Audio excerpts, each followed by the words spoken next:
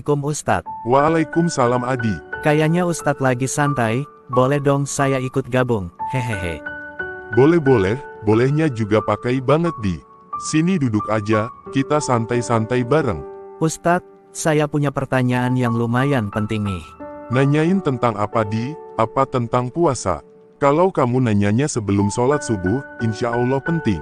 Tapi kalau sesudah makan sahur padahal waktunya udah lebaran, nah, itu pertanyaan yang tergolong berat hehehe. Hahaha, pertanyaannya bukan itu Ustadz. Begini, soal mengangkat kedua tangan dalam sholat. Saya suka melihat orang kok berbeda-beda. Ada yang mengangkat tangan sering banget, ada yang kayak patung, gak bergerak-gerak. Jadi sebenarnya, yang benar itu kapan aja sih mengangkat kedua tangan pada saat sholat itu Ustadz? Wah, pertanyaanmu berbobot juga Di. Kalau gini mah menjawabnya juga gak bisa sambil rebahan. Ah, bisa aja Ustadz. Tapi siap Ustadz, saya akan duduk tegak nih. Siap mencatat, walaupun cuma dicatat dalam hati. Hehehe. Hehehe, jadi menurut kitab fikih, mengangkat tangan dalam sholat itu hukumnya sunnah, bukan wajib Di. Tapi kalau mau sholatnya makin top, ya ikuti sunnah Nabi. Nah Adi, waktu mengangkat tangan dalam sholat itu ada 4, silahkan kamu catat baik-baik.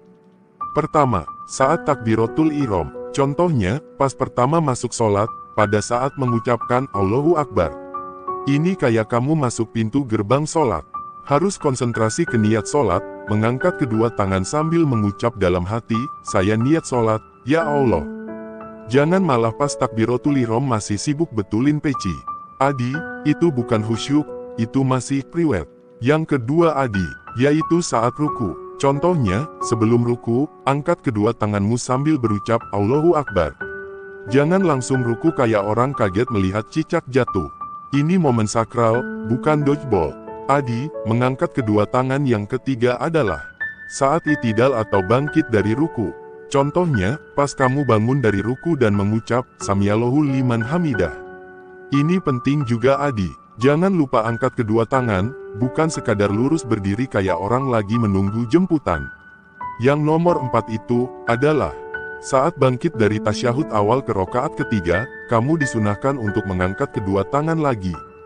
Tapi harus diingat ya Adi, ini waktu yang rawan. Banyak orang pas bangkit buru-buru, sampai lupa angkat tangan. Padahal ini momen bangkit secara elegan, bukan gerakan kabur dari tangga masjid yang licin. Hehehe. Waduh, saya baru melaksanakan yang nomor 1, yaitu mengangkat kedua tangan saat takbiratul ihram, Ustadz. Sisanya masih suka lupa, kadang malah kebalik-balik, saya mengangkat tangan pas mau sujud. Hehehe. Itu namanya gerakan sujud versi angkatan udara. Gak perlu melakukannya lagi ya Adi.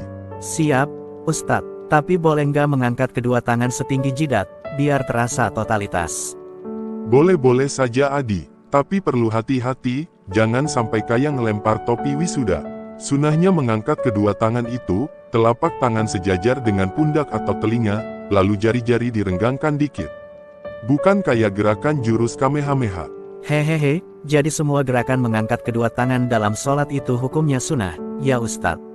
Artinya kalau kita nggak mengerjakan, sholatnya kita tetap sah kan Ustadz? Iya betul Adi, sholatmu tetap sah. Tapi kalau Adi mau mengerjakan itu, Adi dapat pahala sunnah, dan sholatnya juga makin mantap.